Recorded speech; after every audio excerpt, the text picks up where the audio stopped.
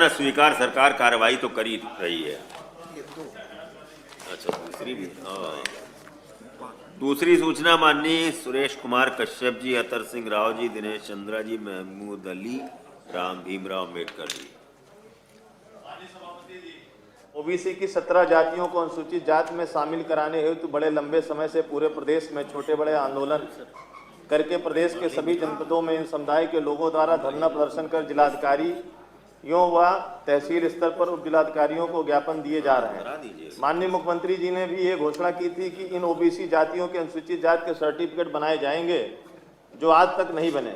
OBC की 17 जातियां जैसे कश्यप, निषाद, राजभर, भर, कुम्हार, प्रजापति, बिंद, केवट, माझी, मल्लाह, मझवार, कुरेहा आदि की माली हालत ठीक नहीं है। गुजर बसर करना भी दूभर हो रहा है। भारतीय संविधान में इन जातियों को अनुसूचित जातियों में शामिल कराने का प्रावधान है। हम चाहते हैं कि इन 17 जातियों का जो अनुपात ओबीसी आरक्षण में है उस अनुपात को वहाँ से हटाकर अनुसूचित जाति में जोड़कर अनुसूचित जाति आरक्षण का लाभ दिलाएं। इस प्रकरण को लेकर पूरे प्रदेश में रोष व्याप्त है। स्थिति कभी भी विस्फोटक हो सकती है, अतः इस अति महत्वपूर्ण जनकल्याणकारी विषय पर सदन की समस्त कार्यवाही रोककर हम चर्चा कराए जाने की मांग करते हैं। माननीय सभापति जी, माननीय अधिष्ठाता महोदय, हमारे दल की तरफ से आदरणीय माननीय सदस्य श्री सुरेश कश्यप जी बोलेंगे। आपसे अनुरोध है कि वो अकेले बोलेंगे, उनको पर्याप्त समय दें। जी जी, माननीय सुरेश कश्यप जी। बहुत बहुत धन्यवाद अधिष्ठाता महोदय। भारतीय जनता पार्टी का नारा सुनने में बहुत अच्छा लगता है, सबका साथ, सबका विकास और सबका प्रयास भी आ गया अब तो। इस नारे को अगर सरकार साकार करना चाहती है तो आज का जो हमारा अति महत्वपूर्ण जन कल्याणकारी का नोटिस है, जिसमें बहुत लंबे समय से ओबीसी की 17 जातियों को एससी में शामिल करने की मांग चली आ रही है। छोटे बड़े धरना प्रदर्शन भी हो रहे हैं, सरकार के प्रतिनिधियों को ज्ञापन भी दिए जा रहे हैं और सरकार का समय भी पूरा होने वाला है और वो नारा साकार होता नहीं दिख रहा है। अधिष्ठाता महोदय, मैं आपको अवगत कराना चाहता हूं कि ये जो 27% का आरक्षण हमारे पास आज है, खास तौर से ओबीसी समाज के पास, ये भी हम लोगों को इस देश के करोड़ों करोड़ों दिलों की धड़कन हमारी पार्टी के संस्थापक माननीय साहब श्री काशीराम और माननीय बहन कुमारी माथुर से मिला।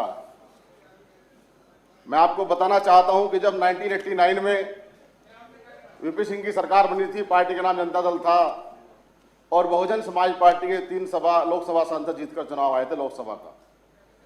आदरणीय बहन कुमारी माथुर भी सांसद बनी थी पहली बार बिजनौर से, और वीपी सिंह साहब ने कहा था कि आपके 3 सांसद हैं, आप हमें समर्थन दे दो, आपको बड़े बड़े मंत्रालय दे देंगे। माननीय काशीराम साहब ने उनसे कहा कि मंत्रालय नहीं चाहिए, हमें समतामूलक समाज की स्थापना करनी है, हमें गरीबों को हक दिलाना है। माननीय बहन कुमारी माथुर सलाह मशवरा करके उन्होंने वीपी सिंह सरकार को कहा कि हमारी कुछ बातें मान लीजिए, और उसमें ये प्राथमिकता थी कि जो मंडल कमीशन की रिपोर्ट है बहुत लंबे समय से लंबित पड़ी हुई है, आप उसको लागू करिए ताकि उसमें 27% का आरक्षण इन ओबीसी वर्गों को मिल जाए, इनका भला हो जाए, शिक्षा में, रोजगार में इनका सम्मान हो जाए। सर, वो सरकार बनी, कुछ समय बीता, वो रिपोर्ट लागू नहीं हुई, 6-7 महीने बीत गए, पर कमिटमेंट किया था वीपी साहब ने। तो माननीय काशीराम साहब ने, माननीय बहन जी ने कुछ ओबीसी समाज के लोगों को बुलाया, दिल्ली में धरना भी दिया और वो धरना भी काफी दिन चला। और वीपी सिंह सरकार को माननीय बहन कुमारी माथुर जी ने, माननीय साहब श्री काशीराम जी ने एक नारा लगाया था कि वीपी सिंह सरकार, या तो आप मंडल कमीशन की रिपोर्ट को लागू करो वरना कुर्सी खाली करो। तब जाके हम लोगों को 27% का आरक्षण लोगों ने मिला था। पर दुर्भाग्य की बात है, हमें तो आरक्षण मिल गया और वो सरकार सत्ताविहीन हो गई, वो सरकार गिर गई, क्योंकि उस सरकार में भी आज की सरकार के लोग शामिल थे, भारतीय जनता पार्टी के सांसद शामिल थे। वो हमारा भला ना चाहते थे ना अब चाहते, हमारा वोट जरूर चाहते हैं। चाहे राम के नाम पर हमारा वोट ले ले, चाहे विकास दिखा के रंग में वोट ले ले, झूठ बोल के वोट ले ले, वोट तो लिया पर आज मैं आपके माध्यम से सरकार से कहना चाहता हूं कि 17 जातियां हैं, इनका लगभग 20% वोट है। इस पर नजर तो आपको मिला भी है, पर इनके बारे में आपने सोचा अब तक कुछ नहीं है। तो मैं आपके माध्यम सरकार से ये बात कहना चाहता हूं कि जो 17 जातियां, खासतौर से कस्सब, निषाद, केवट, मल्ला, माझी, मझवार, कुम्हार, प्रजापति, बिंद, मझवार, तुरैया आदि, इनकी हालत ठीक नहीं है। इनके पास बड़ी बड़ी जमीन नहीं है, इनके पास बड़ी बड़ी फैक्ट्रियां नहीं है, इनके पास बड़े बड़े कारोबार नहीं है, इनकी कोई अलग से रेजिमेंट भी नहीं है, इनका अलग से कोई सिस्टम नहीं है देश के अंदर या प्रदेश के अंदर। तो आपके माध्यम सरकार से यही कहना चाहता हूं कि इनकी माली हालत ठीक नहीं है। और वैसे भी हमारे साथी उधर से कह रहे थे कि राशन दिया जा रहा है 80 करोड़ लोगों को। 80 करोड़ लोगों को राशन दे रही है सरकार। खुद सरकार ये कह रही है कि 80 करोड़ लोग बेरोजगार हैं, उनके पास खाने कमाने का कोई साधन नहीं है। सरकार खुद प्रचार कर रही है। ये स्थिति आज देश प्रदेश की हो गई है कि 80 करोड़ लोगों को राशन देना पड़ रहा है। क्यों देना पड़ रहा है? क्योंकि उनके पास खाने पीने के लिए कोई गुजारा नहीं है, कोई काम धंधा नहीं है, कोई नौकरी नहीं है, कोई पर्याप्त साधन उनके पास नहीं है, इसलिए इनको राशन देना पड़ रहा है। तो आपके माध्यम से ये कहना चाहता हूं कि इन लोगों को, इनका जो अनुपात ओबीसी में है, ये जरूरत क्यों पड़ी आज? क्योंकि 27% के आरक्षण में आज 50% के लोग आ चुके हैं। हमने विरोध नहीं किया, जो आया उसका सम्मान किया। 2002 की सरकार, भारत सरकार की किसकी थी आपको पता है, प्रधानमंत्री कौन थे ये भी आपको पता है। उन्होंने बहुत सारी जातियों को इस 27% के आरक्षण में लाया गया, हमने सम्मान किया, उनका स्वागत किया।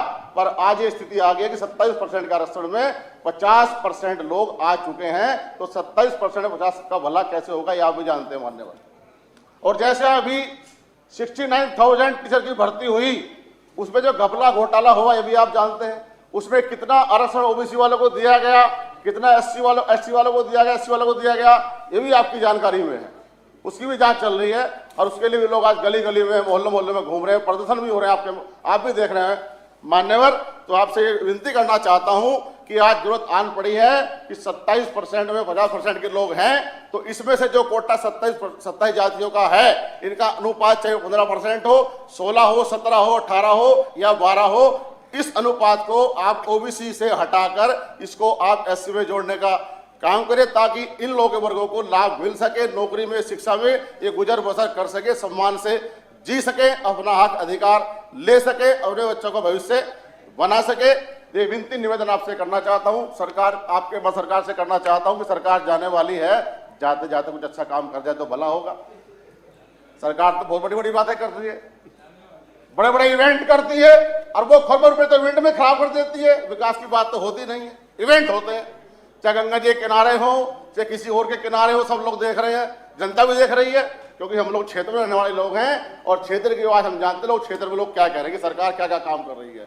तो आपसे निवेदन करना चाहता हूं, आपके माध्यम सरकार से कहना चाहता हूं कि इन 17 जातियों को आप ओबीसी की जाति में से हटाकर इनको एससी में जोड़कर इनको लाभ दिलाएं।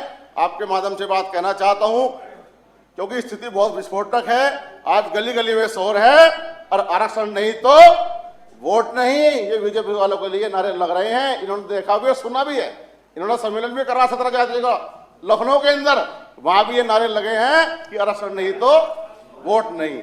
आपके माध्यम से सरकार से यही कहना चाहता हूं कि इस अति महत्वपूर्ण विषय पर काम रोककर सरकार सदन का कार्य रोककर चर्चा कराने की मांग करता हूं और इसकी डिमांड करता हूं। धन्यवाद। धन्यवाद आदरणीय सुरेश कश्यप जी।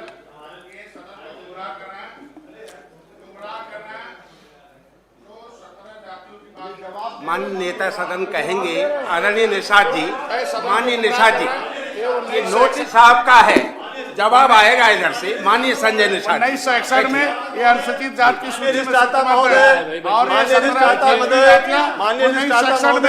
में आप इनको नियम पहले संजय निषाद जी, आपसे अनुरोध है, सरकारों ने आपसे आग्रह है, संजय निषाद जी, आज एक नए सदस्य हैं, इनकी जरा ट्रेनिंग करा दीजिए, नए सदस्य इनको जरा ट्रेनिंग करा दीजिए। ये विषय हमारे दल का ये बहुजन समाज पार्टी में शामिल हो गए हैं क्या? कि ये सरकार है, ये सरकार है कि ये मंत्री हैं? ये किस बात का जवाब दे रहे हैं कि हमारे दल में हमारी तरफ से बोलना है? माननीय अधिष्ठाता महोदय, माननीय ये अधिष्ठाता किस इनको नियम सिखा दीजिए, सदन कैसे चलता है ये बता दीजिए, सदन के नियम क्या है बता दीजिए, इनको सदन बता दीजिए कैसे व्यवस्था दीजिए आप। माननीय निषाद जी कृपया बैठ जाइए, कृपया बैठ जाइए, बैठ जाइए, बैठ जाइए। माननीय निषाद जी बैठ जाइए, आपसे आग्रह कर रहा हूं, बैठ जाइए, कृपया बैठ जाइए। उत्तर आएगा, जवाब आएगा, बैठिए आप बैठ जाइए। माननीय नेता सदन, माननीय नेता सदन, माननीय नेता सदन, माननीय दिनेश शर्मा जी, ठीक है, ठीक है, ठीक है। माननीय नेता सदन, माननीय श्री अनिल राजभर जी, माननीय सभापति जी, अदम उतरने वाला नहीं है। जी जी, माननीय सभापति जी, 17 जातियों का मामला हमेशा बार बार सदन में आता रहता है और अब चुनाव चूंकि नजदीक है तो स्वाभाविक भी है। मेरा निवेदन सिर्फ इतना है चंद्रा भाई से कि बड़ा लंबा उसका जवाब है, आप कहेंगे तो मैं लिख के भी भिजवा दूंगा। आप कहें तो नहीं, मैं तो देने के लिए खड़ा हूं, आप कहेंगे तो मैं रखूंगा। आप बात सुन लीजिए, मैं तो अब खड़ा ही हूँ। आप चिंता न करिए। तो सभापति जी, माननीय मंत्री, 2004-05 की तत्कालीन उत्तर प्रदेश की सरकार ने इन 17 जातियों को गुमराह करते हुए ये एक शगुफा छोड़ने का काम किया और एक अपूर्ण और चुनावी लाभ लेने के लिए उस समय, और मैं सच कहूं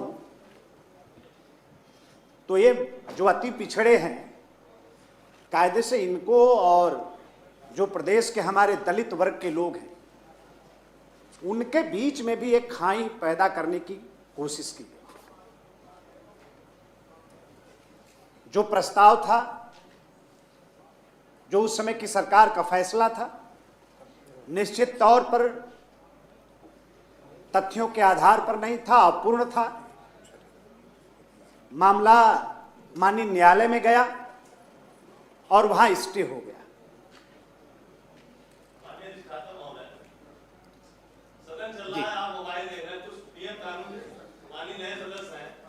तो इसलिए कोई बात नहीं, आप भी नए बन के कभी आए होंगे, आप भी कभी आए। माननीय मंत्री जी बोलिए। तो मैं सिर्फ इतना कहना चाहता हूं कि ये पूरा का पूरा प्रकरण माननीय न्यायालय में विचाराधीन है और उस पर यहां सरकार कुछ कहे, ये माननीय न्यायालय की अवहेलना करना मैं समझता हूं कहीं से भी उचित नहीं है। हाँ, एक विषय जरूर हमारे विद्वान सदस्यों ने परिषद के सामने लाया है, सदन के सामने लाया है कि जो पिछड़े वर्ग का आरक्षण है उसमें से इन 17 जातियों के अनुपात को निर्धारित करते हुए और उसको ले आकर जो अनुसूचित जाति का आरक्षण है उसमें जोड़कर इन 17 जातियों के को आरक्षण अनुसूचित वर्ग का मिलना चाहिए। मैं फिर अपनी बात को दोहराता हूं, ये कब कब क्या क्या हुआ है, माननीय न्यायालय ने कब कब हस्तक्षेप किया है, कब भारत सरकार से ये प्रस्ताव वापस भेजा गया है और कब कब भारत सरकार ने कहा कि आप इसको पूर्ण कर इस प्रस्ताव को भेजिए। जानबूझकर 17 जातियों को गुमराह करने के लिए फिर से दोबारे अपूर्ण प्रस्ताव भेजे गए हैं। आप जानते हैं बहुत अच्छी तरीके से कि जब 2 बार कोई प्रस्ताव त्रुटिपूर्ण तरीके से भेजा जाता है तो वो प्रस्ताव अपने आप वहां निरस्त हो जाता है। अभी सिर्फ मैं इतना कहना चाहता हूं कि ये पूरा का पूरा प्रकरण चूंकि माननीय न्यायालय इसको देख रहा है, विचाराधीन है, इस पर सरकार कोई बात कहे कहीं से उचित नहीं। कोई स्पष्टीकरण कश्यप जी? जी,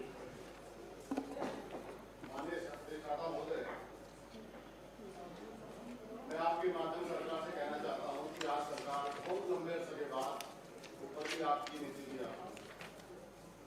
और भी आपका कचरे भी आपकी से भी जानते हैं। ये काम आप बड़ी आसानी से करा सकते हैं अगर कराना चाहें तो, क्योंकि जिनकी सरकार ऊपर नीचे होती है वो ये काम कर सकते हैं, बाकी लोग तो प्रस्ताव भेज सकते हैं। तो मेरी आपसे निवेदन विनती है कि आप ये प्रस्ताव यहाँ से बनाकर भेजें और सरकार आपकी भी आप इसे कराएं, तो शायद आपका जो नारा है वो पूरा हो सके, साकार हो सके। यही निवेदन आपसे करना है। माननीय मंत्री जी, आपकी भी सरकार मान्यवर ऊपर नीचे रही है, आपके समर्थन से कांग्रेस की सरकार चलती रही है। अगर 17 जातियों की चिंता रहती, अब मैं इस पर विस्तार से नहीं जाना चाहता और किसी प्रकार की बहस यहाँ खड़ी हो, मैं ऐसा नहीं चाहता।